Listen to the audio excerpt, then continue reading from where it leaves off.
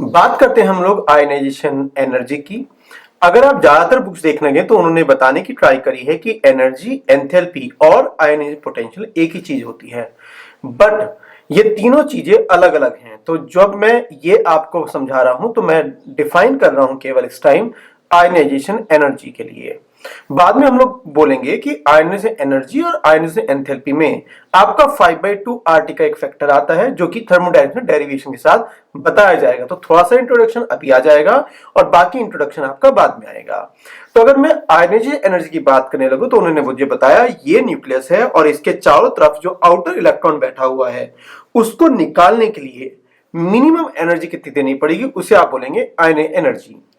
Means अगर मेरे पास इस इलेक्ट्रॉन की एनर्जी मान लीजिएगा -3.4 है, तो ऐसा नहीं कि मैं इसे 4 इलेक्ट्रॉन वोल्ट एनर्जी दूंगा तो नहीं निकलेगा। ये 3.4 या जो भी आपने एनर्जी एज्यूम करी थी वो जाएगा, उसको तोड़ेगा और बाकी करंट एनर्जी में बदल जाएगा। इसीलिए जब डेफिनेशन आप लिखते हैं तो वहां पर एनर्जी वर्ड नहीं आती, मिनिमम एनर्जी आती है। ये नहीं कि आप इस पर्टिकुलर इलेक्ट्रॉन को निकालने के बाद उसको काइनेटिक एनर्जी दे दें। अगर मेरे इलेक्ट्रॉन की एनर्जी -3.4 है तो मैं मिनिमम कितनी एनर्जी दूं कि वो निकल के चला जाए, तो बोलूंगा +3.4 इलेक्ट्रॉन वोल्ट। तो यहां से मुझे पता चला minimum energy required to remove most loosely bounded electron from an isolated gaseous atom. ध्यान रखिएगा, ये आइसोलेटेड क्यों लिखा हुआ है, गैसियस एटम क्यों लिखा हुआ है, ये बाद में आएगा जब आप हाइड्रेशन वगैरह पढ़ेंगे। अभी के लिए तो इतनी डेफिनेशन आपको याद करनी है। अब बात करने लगे कि अगर मैं इसकी एक कोई सिंपल रिएक्शन लिखने लगूं तो मान लीजिएगा मैंने कोई पर्टिकुलर एक्स लिया, कोई भी एलिमेंट, और इस पर्टिकुलर में से आपने जैसी इलेक्ट्रॉन निकाला तो ये तो बना आपका पॉजिटिव और ये इलेक्ट्रॉन रिमूव हो गया। क्योंकि यहां पर गैसियस एटम लिखा हुआ है तो आप यहां पर लिखिएगा कि ये गैस है और ये भी आपका क्या हो चुका है, गैस हो चुका है। तो ये आपकी डेफिनेशन हो गई।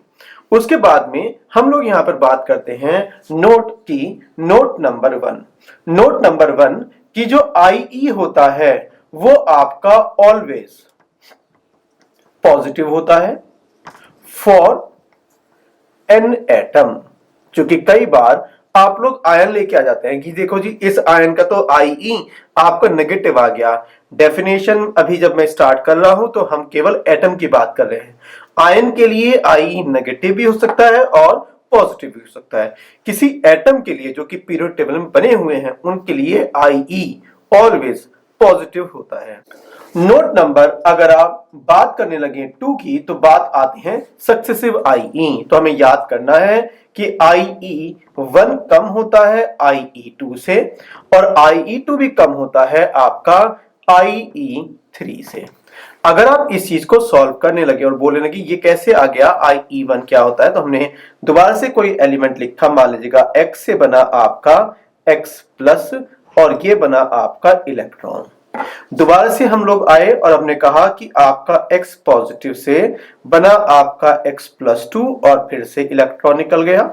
आपको क्या लग रहा है कि X से एक इलेक्ट्रॉन निकला, उसके बाद दोबारा इलेक्ट्रॉन निकल गया और दोबारा निकलने के बाद आपने कहा कि ये आपका थर्ड इलेक्ट्रॉन भी निकल गया।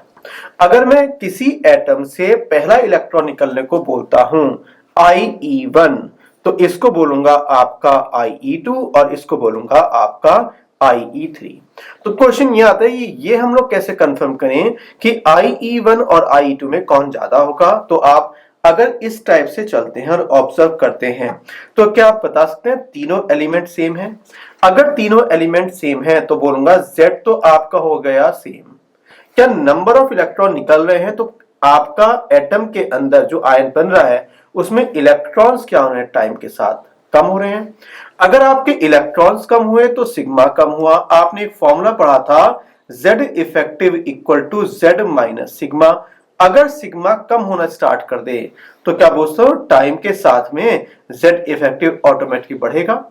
Z इफेक्टिव बढ़ेगा तो अट्रैक्शन बढ़ेगा, अट्रैक्शन बढ़ेगा तो मैंने अपने इलेक्ट्रॉन को स्ट्रांगली टाइटली होल्ड कर रखा है। तो इसको रिमूव करने के लिए अब एनर्जी आपको क्या बोल सकता हूं कि लगातार आपको ज्यादा देनी पड़ेगी। तो हमने कहा कि हमारे पास x से x+2 जो बना है वो एलिमेंट तो सेम है, इसका मतलब न्यूक्लियस के अंदर प्रोटॉन सेम है, लगातार इलेक्ट्रॉन निकलते जा रहे हैं, तो मेरे अंदर जो इलेक्ट्रॉन है उनके बीच में रिपल्शन कम होने की वजह से सिग्मा कम हुआ तो जेड इफेक्टिव बढ़ने से अट्रैक्शन बढ़ा, अट्रैक्शन बढ़ने से आपको इलेक्ट्रॉन निकालने के लिए अब रिक्वायर्ड एनर्जी ज्यादा देनी पड़ेगी।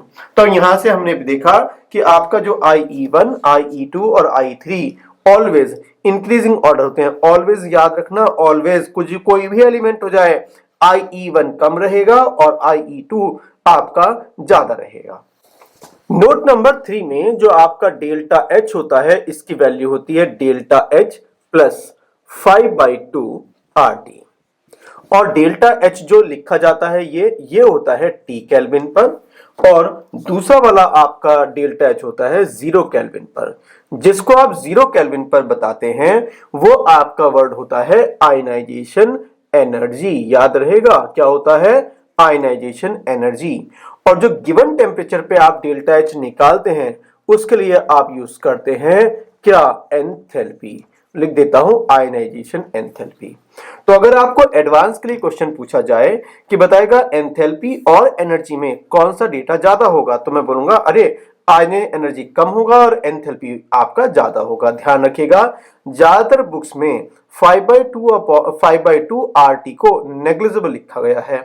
अगर ये नेग्लिजिबल लिखा या माना गया है तो आप बोलेंगे एनर्जी बोलो या एंथैल्पी बोलो, बात एक है। लेकिन अगर टेक्निकली देखने लगे किरचॉफ लॉ से तो हम लोग उन्हें किरचॉफ लॉ में डेरिवेशन करेंगे कि एनर्जी अलग होती है और आपकी एंथैल्पी अलग होती है। अगला पॉइंट आता है आपका यहां पर फैक्टर्स। और अगर आप फैक्टर्स की बात करने लगे तो कुछ फैक्टर आपको हो सकता है याद हो जाए। सबसे पहला फैक्टर आपको लिखा गया यहां पर Z इफेक्टिव। बताएगा अगर Z इफेक्टिव बढ़ता है तो क्या बोल सकता हूं आपका अट्रैक्शन भी बढ़ेगा। ठीक है यहां तक। अगर आपका अट्रैक्शन बढ़ेगा तो मैंने इलेक्ट्रॉन को अट्रैक्ट कर रखे हैं तो आपको रिमूव करने के लिए एनर्जी बोलूंगा ज्यादा देनी पड़ेगी। इसका मतलब IE आपका बढ़ जाना चाहिए। नंबर 2 में अगर मुझे कोई बोलता है कि नंबर ऑफ लेयर की बात करते हैं तो हम बोलेंगे जैसे जैसे एटम के अंदर आपकी लेयर्स बढ़ेंगी या शेल्स बढ़ेंगे वैसे वैसे आपका न्यूक्लियस से डिस्टेंस बढ़ेगा। न्यूक्लियस से डिस्टेंस बढ़ेगा तो रिमूव करने के लिए रिक्वायर्ड एनर्जी आपको कम देनी पड़ेगी। तो ये आपके दो फैक्टर आ गए। नंबर थर्ड फैक्टर जो हम लोग पहले पढ़ चुके हैं और नंबर थर्ड फैक्टर होता है पुअर के आगे अब याद होना चाहिए क्या था ये? Poor shielding. ठीक है, इसका ये यूज करेंगे हम जब हम लोग एबनॉर्मल केस लेंगे। और फोर्थ फैक्टर आपका आता है जो कि काफी ज्यादा इंपॉर्टेंट है, नाम है इलेक्ट्रॉनिक कॉन्फ़िगरेशन। और इलेक्ट्रॉनिक कॉन्फ़िगरेशन में लिखा जाता है कि आपका हाफ फिल्ड या full field electronic configuration more stable होता है। अगर मोर स्टेबल होता है तो जहां पर भी ये आएगा वहां पर मुझे रुकना पड़ेगा कि मैं इलेक्ट्रॉनिक कॉन्फ़िगरेशन चेक कर लेता हूं। तो मेरे पास ये चार फैक्टर आए, कौन कौन से? Z effective, number of shell और आपका रहा पुअर शील्डिंग जो कि पहले कवर कर चुके हैं और लास्ट आपका है यहां पर इलेक्ट्रॉनिक कॉन्फ़िगरेशन। बात करते हैं कि आपका जो आयनाइजेशन एनर्जी है वो लेफ्ट टू राइट कैसे वेरी करता है और टॉप टू बॉटम कैसे वेरी करता है। तो सबसे पहले हम लोग लेते हैं यहां पर पॉइंट नंबर 1 और यहां पर लिखा गया कि आप अलोंग ए पीरियड बात कर रहे हैं। और अगर पीरियड की बात करने लगे तो आप सबसे पहले बोलेंगे जनरली, बार बार हम इन लोगों को यूज करना पड़ेगा, जनरली लेफ्ट टू जब आप राइट चलते हैं तो आपने कहा आयनाइजेशन एनर्जी आपकी इंक्रीज करती है। तो अगर मुझे इसी के रीजन लिखने चाहें और बोलने लगे कि ऐसा क्यों होता है ये भी आपको बताना है तो रीजन नंबर 1 बोलेंगे जब आप लेफ्ट से राइट जाते हैं। अगर मैं पी ब्लॉक एलिमेंट्स की बात करने लगूं तो आपका जो Z इफेक्टिव था जो वो 0.65 से बढ़ा था। मैंने अपने इलेक्ट्रॉन को खींचना स्टार्ट कर दिया और स्ट्रांगली खींच के रख रखा है तो आपको रिमूव करने के लिए अब एनर्जी ज्यादा देनी पड़ेगी। तब मैं बोल सकता हूं मेरे दो रीजन आए। पहला रीजन आप बोलेंगे कि आपके नंबर ऑफ शेल जो कि एक फैक्टर नहीं था ये तो रहा आपका कांस्टेंट और रीजन नंबर 2 जो कि आपके आंसर दे रहा है वो बोला जाएगा कि लगातार आपका Z इफेक्टिव इंक्रीज कर रहा है। तो हमें बोला गया चलेगा इसके हम लोग सभी के IE लिख देते हैं जो आपके सेकंड पीरियड में आते हैं। तो सेकंड पीरियड हमारा जो स्टार्ट होता था वो होता था LI से। LI के बाद आपका आएगा BE, B, C, N, O, F और F के बाद आपका बन जाएगा NE। और जब मैंने आंसर देखा तो मेरे जो आंसर आए वो कुछ इस टाइप से आने स्टार्ट हो गए।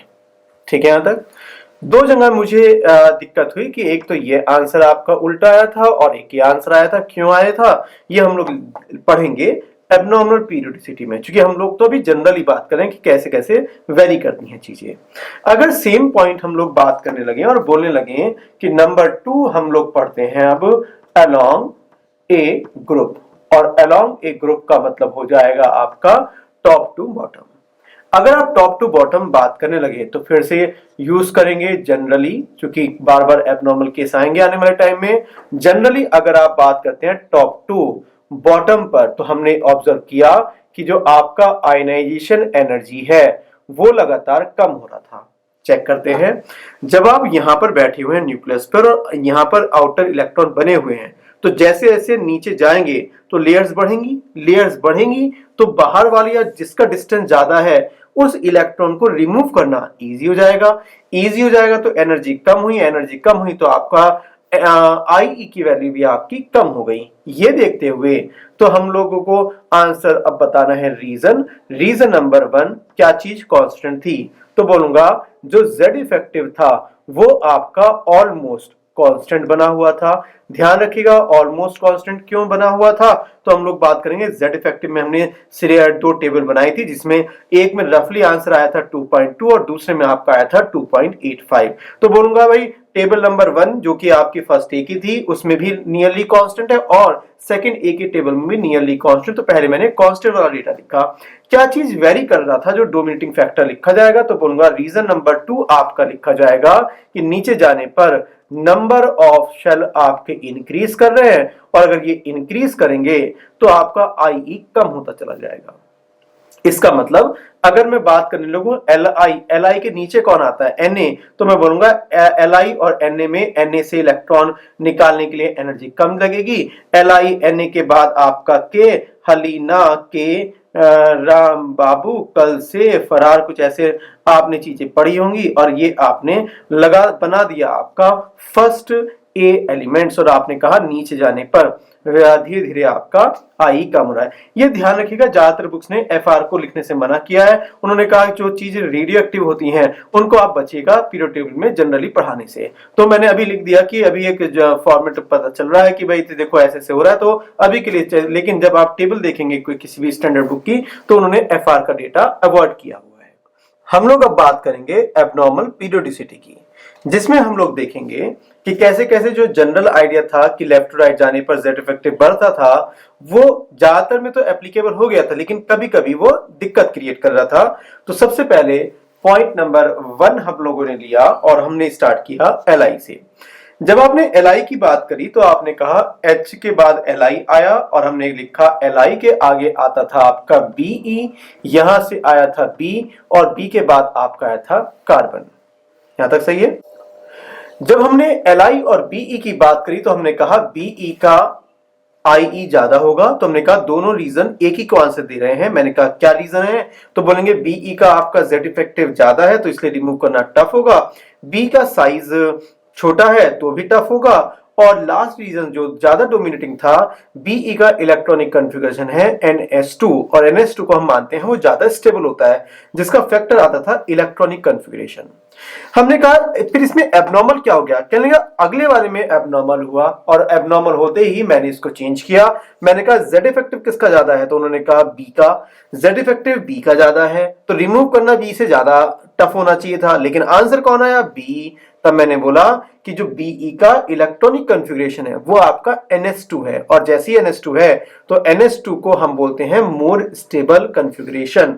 हमने कहा क्या Be और B में ही ये लॉजिक लगता है किसी और में भी लगता है, तो हमने कहा चलेगा बहुत सारे रीजन लिख देते हैं। ये आपका आ गया Be Mg Ca और B के नीचे आपका आएगा एल्यूमिनियम और गैलीनियम। चेक कीजिएगा आप। और मैंने यहां पर 2 और लिख दिए। यहां पर शायद आपका आता था In और ये आता था Tl। जब हमने इस पर्टिकुलर की बात की तो हमने कहा Be और B में विनर कौन, बोलूंगा Be, reason NH2 configuration. MgAl में कौन, बोलूंगा Mg, रीजन NH2 कॉन्फ़िगरेशन। करते करते यहां तक मैं जब लिख के आया तो मैंने कहा रीजन बताएगा, तो हमने कहा रीजन लिखा जाएगा due to stable NS2 electronic configuration, जिसको हम लोग स्टेबल बोलते हैं। यहां तक सही है, ठीक है। पॉइंट नंबर 2, अगर आपसे कोई पूछता है तो बोलेंगे एसआर और आईएन में कौन विनर होगा। तो हमने कहा कि एसआर और आईएन में आते आते आपके फैक्टर और बढ़ जाएंगे। यहां पर सीए और जीए में एक फैक्टर और आया था, अगर आपको याद हुआ हो कि यहां पर पुअर शील्डिंग और लगी थी, लेकिन पुअर शील्डिंग डोमिनेट नहीं कर पाई थी। अगर मैं पॉइंट नंबर 2 की बात करने लगूं तो बोलूंगा एसआर और आईएन में कौन विनर होगा या किसका आईई ज्यादा होगा। तो मैं बोलूंगा सेम लॉजिक से तो मुझे लगता है कि एसआर भी आपका आईई ज्यादा रखना चाहिए। बिल्कुल सही बात है, लेकिन एसआर और आईएन में आप चेक कीजिएगा, जैसे आप जीए या जीए के नीचे आए थे तो एक फैक्टर और आना स्टार्ट हो गया था, पुअर शील्डिंग। तो मैंने जब आईएन की बात की तो मैंने कहा आईएन में पुअर शील्डिंग लगी, आईएन का जेड इफेक्टिव ज्यादा है, तो बोलूंगा एसआर में NH2 कॉन्फ़िगरेशन है। कुछ फैक्टर इसको प्रमोट कर रहे हैं, कुछ फैक्टर आपका एसआर को प्रमोट कर रहे हैं। जब मैंने सबको कैलकुलेट किया तो मुझे पता चला कि जो आंसर है वो आपका ये आता है। तो बताएगा इतने सारे रीजन में अब डोमिनेटिंग फैक्टर किसे बोलेंगे, NH2 को? बिल्कुल नहीं। रीजन लिखा जाएगा, बताएगा रीजन आएगा ड्यू टू पुअर शील्डिंग। वो अलग बात है, ज्यादातर तो लोग पूरी टेबल में एक ही लॉजिक लगा के बैठ जाते हैं NH2 कॉन्फ़िगरेशन। नहीं, ये NH2 कॉन्फ़िगरेशन आपका केवल और केवल स्टार्टिंग के 3 में लगता है, नीचे वाले सब जनरल होते हैं। तो मैंने आपको ये यहीं पर बता दिया। एब्नॉर्मल पीरियोडिसिटी हम लोग बात करते हैं, पॉइंट नंबर आपका आता है 3। और 3 में बोला गया कि जब आप ये NH2 स्टेबल कॉन्फ़िगरेशन बोल रहे हैं तो कोई और भी तो एलिमेंट होंगे जिसमें सेम लॉजिक लग जाता होगा। तो मैं बोलूंगा ठीक है, हम लोग बात करते हैं इसके आगे की। B के बाद आपका आया था C के बाद आया था आपका N और O। बताएगा कार्बन और नाइट्रोजन में जब हमने देखा तो हमारा आंसर ये आया था, और हमने प्रैक्टिकल करके देखा तो N और O में नाइट्रोजन विनर हो गया था। तो दिमाग में आया अरे ये तो आंसर उल्टा आ गया हम लोगों का, नाइट्रोजन और ऑक्सीजन में आना तो ऑक्सीजन चाहिए था। तो बोलेंगे रीजन क्या है, तो उन्होंने कहा पहले बता दीजिएगा कौन कौन से एलिमेंट की बात कर रहे हैं। तो हमने कहा ठीक है, नाइट्रोजन के नीचे आता है आपका P के नीचे आता है AS और ऑक्सीजन के नीचे S आता है, फिर आपका SE आया और आपने करने के बाद देखा कुछ इस टाइप का स्ट्रक्चर बन रहा है। तब हमने बोला कि जो नाइट्रोजन होता है उसमें आता है आपका P3, और P3 का जो स्ट्रक्चर होता है लिख देता हूं कि अगर आप NP3 बोलते हैं तो NP3 का जो स्ट्रक्चर रहता है वो कुछ इस टाइप का बना रहता है, 1 इलेक्ट्रॉन, 2 इलेक्ट्रॉन, 3 इलेक्ट्रॉन। और एटॉमिक स्ट्रक्चर में आपने इसको पढ़ा होगा हाफ फील्ड कॉन्फ़िगरेशन, और half field configuration exchange energy की वजह से बहुत ज्यादा स्टेबल हो जाती है, और जो चीज स्टेबल है आप उसमें से एक इलेक्ट्रॉन निकालेंगे तो आपको डिफिकल्टी होगी, जिसकी वजह से आंसर चेंज हुआ, आंसर ऑक्सीजन नहीं हुआ, आंसर बन गया नाइट्रोजन। तो अगर मैं केवल इन 3 की बात करने लगूं तो हमें तो अब ये सेम पॉइंट लिखना है। रीजन क्या लिखेंगे, रीजन लिखेंगे due to stable NP3 electronic configuration. जैसे आपको इतना पढ़ा दिया तो आपके दिमाग में ये आएगा कि भाई ये 3 लिख दिए, बाकी 2 क्या होंगे। अरे 2 आप चेक करेंगे तो आपको एब्नॉर्मल बिहेवियर का और उल्टा दिखेगा, जो कि नॉर्मल जैसा दिखाई देता है। आप चेक तो कीजिएगा, इसके नीचे 2 और बच गए हैं, उनका क्या क्या आएगा। चेक नहीं भी करते तो फर्क नहीं पड़ता, क्योंकि हम लोगों को इतना ही हो जाए बहुत है। पॉइंट नंबर 3 के बाद हम लोग बात करते हैं पॉइंट नंबर 4, और 4 आते ही कुछ लोगों को पहली बार ऐसा लगेगा कि तो हम पहली बार ऑब्जर्व कर रहे हैं। तो हमारे पास सबसे पहला आपका रीजन आता है कि ऐसा कौन सा इलेक्ट्रॉनिक कॉन्फ़िगरेशन है जो और ज्यादा एब्नॉर्मल दिखाई देगा। तो बोलूंगा आंसर आपका आएगा D और P के बीच का जो फिल्टर होता है। हमने कहा फिल्टर का मतलब बोलेंगे 12th और 13th पीरियड। पहले मैं बना देता हूं, उसके बाद हम लोग सोचेंगे। बात करते हैं हम लोग जहां पर D एंड हो रहा है और जहां से P स्टार्ट हो रहा है। सबसे पहले आपने देखा होगा कि यहां पर बी आता था, यहां पर एल आता था और ये आपका एलिमेंट आता था जीए। जीए के बाद आपका आता था आई एन और यहां पर आता था आपका टीएल। अगर मैं 12th ग्रुप की बात करने लगूं तो यहां पर आता था Zn, Zn के बाद आता था Cd और Cd के बाद आता था आपका Hg। अब बात करते हैं Zn का इलेक्ट्रॉनिक कॉन्फ़िगरेशन कैसा होगा। जब हम लोगों ने Zn का इलेक्ट्रॉनिक कॉन्फ़िगरेशन लिखा तो इलेक्ट्रॉनिक कॉन्फ़िगरेशन आएगा इसका 1s2, 2s2, ये भी आपका आएगा 2p6, 3s2, 3p6, 4s2 और 3d10। आप चेक कीजिएगा जितने भी आपने सबशेल लिखे हुए हैं क्या वो कंप्लीटली फिल्ड है। और अगर इस टाइप का स्ट्रक्चर आपने लिख दिया तो कई बार इसको आप बोलते हैं सूडो इनर्ट गैस कॉन्फ़िगरेशन। याद रहेगा क्या रहेगा? Pseudo inert gas configuration. जबकि ये इनर्ट गैस नहीं है, क्योंकि इनर्ट गैस का जो एंडिंग है वो तो p6 पर होता है। तो इस टाइप का जो सूडो इनर्ट गैस कॉन्फ़िगरेशन तो वो हाईली स्टेबल होता है और जो चीज खुद स्टेबल हो चुकी है उसमें से इलेक्ट्रॉन निकालने के लिए आपको एक्स्ट्रा एनर्जी देनी पड़ेगी। और अगर एक्स्ट्रा एनर्जी देनी पड़ेगी तब मैं कॉन्फिडेंटली बोल सकता हूं कि Zn और Ga में किसका आई ज्यादा होगा, बोलूंगा किस में ज्यादा हार्डवर्क करना पड़ेगा, बोलूंगा Zn में। तो आपका जो करेक्ट आंसर आता है वो कुछ इस टाइप से आता है। फॉन्ट साइज बहुत छोटा हो गया तो लिख देता हूं, अगर आप आयनाइजेशन एनर्जी की बात करने लगे तो Zn और Ga में विनर होगा Zn, Cd और In में विनर होगा आपका Cd और Hg और आपका Tl में विनर होगा आपका Hg। रीजन याद रखिएगा, बहुत सारे अभी एबनॉर्मल केसेस आने वाले हैं बट इन सबको अभी ऑब्जर्व करें तो आपको थोड़ा सा टेक्निकल चीजें पता चल गई होंगी। जहां जहां इलेक्ट्रॉनिक कॉन्फ़िगरेशन आएगा वहां पे मुझे स्टॉप करना पड़ेगा कि भाई कुछ एक्स्ट्रा फैक्टर आ रहा है, आपका ऑर्डर चेंज हो सकता है, लेकिन ऑर्डर केवल एडजेसेंट से ही चेंज होता है, कभी ये नहीं आप किसी का भी ऑर्डर चेंज करने लगे। पॉइंट नंबर अगर हम फ्लूक 5 में देखने लगे जो कि एबनॉर्मल पीरियोडिसिटी में है, तो हम लोगों को बोला गया कि हम लोगों ने लेफ्ट टू राइट तो पढ़ लिया था एबनॉर्मल, टॉप टू बॉटम देखते हैं। और टॉप टू बॉटम अगर देखनेंगे तो यहां पर अगर बी आएगा तो यहां पर एल आएगा।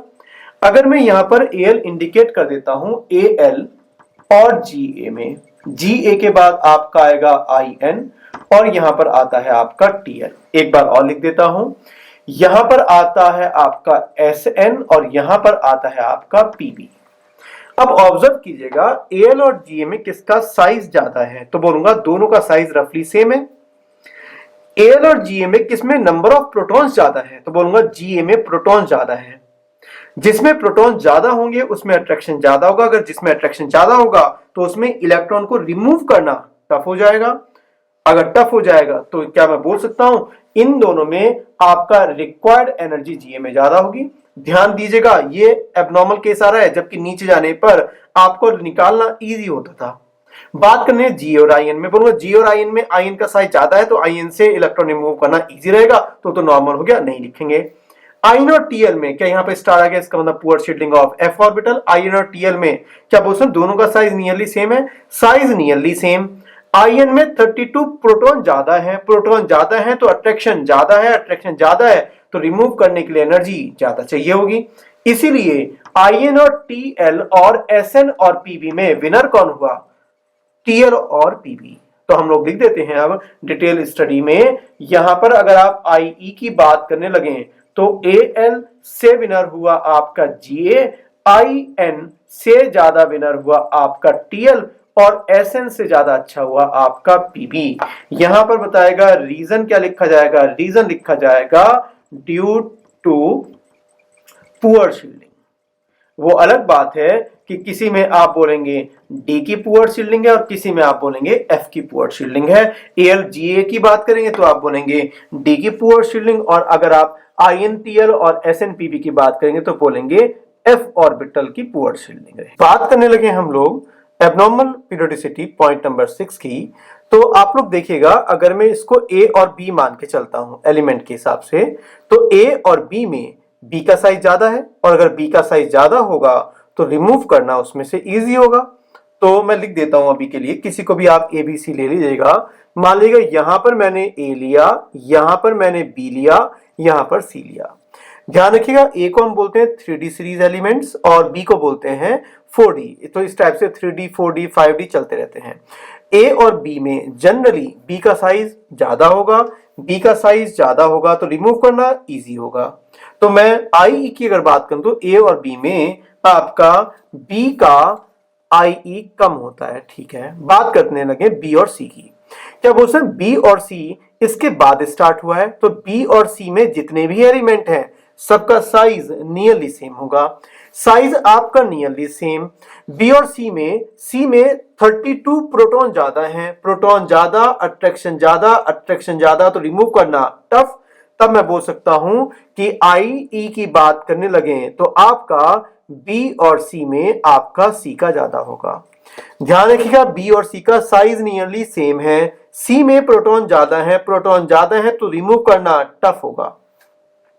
इसका मतलब मुझे सभी के आंसर पता चल गए। बोलूंगा इसका ज्यादा ज्यादा ज्यादा ज्यादा ज्यादा ज्यादा ज्यादा ज्यादा ज्यादा, और पी ब्लॉक वाले पहले बता चुका हूं आपको, वो भी ज्यादा ज्यादा। याद रखिएगा, पुअर शील्डिंग की अगर बात करने लगे तो डी एक स्टेप तक मानेगा, एफ आपके 2 स्टेप तक मानेगा, चैप्टर इजी बन जाएगा आपका। यहां तक अगर बात कर लेंगे तो क्वेश्चन आपसे कोई बोलता है इन दोनों में ए और बी में किसका साइज ज्यादा है, बोलूंगा इसका साइज ज्यादा है, साइज ज्यादा तो इलेक्ट्रॉन रिमूव करना, बोलूंगा इजी रहेगा। अगर इजी रहेगा तो भाई ठीक है। इन दोनों में अगर बात करने लगे, बोलूंगा इसका साइज ज्यादा होगा तो रिमूव करना इजी होगा, ये तो नॉर्मल है। पुअर शील्डिंग इसके आगे से स्टार्ट होती है। ठीक है, यहां तक पीरियड टेबल के एबनॉर्मल बिहेवियर आपके अगर 6 हो गए तो बचता है जो आपका 7 होगा। 7 है आपका लास्ट में बोला जाता है नोबल गैस या इनर्ट गैस। अगर आप इनर्ट गैस की बात करने लगे तो इनर्ट गैस के लिए आपका आईई बहुत ज्यादा हाई होता है। रीजन क्या आएगा, हाई क्यों होता है, एबनॉर्मली हाई, बोलूंगा स्टेबल कॉन्फ़िगरेशन। और रीजन अगर आप लिखना पसंद करने लगे तो रीजन आप लिखेंगे due to stable NS2, NP6 electronic configuration. हाँ, हीलियम के लिए आप बोलेंगे NS2, बस इतना अंतर है। तो पीरियड टेबल में जो मैक्सिमम एबनॉर्मल बिहेवियर था वो आपको सब बता दिया गया है।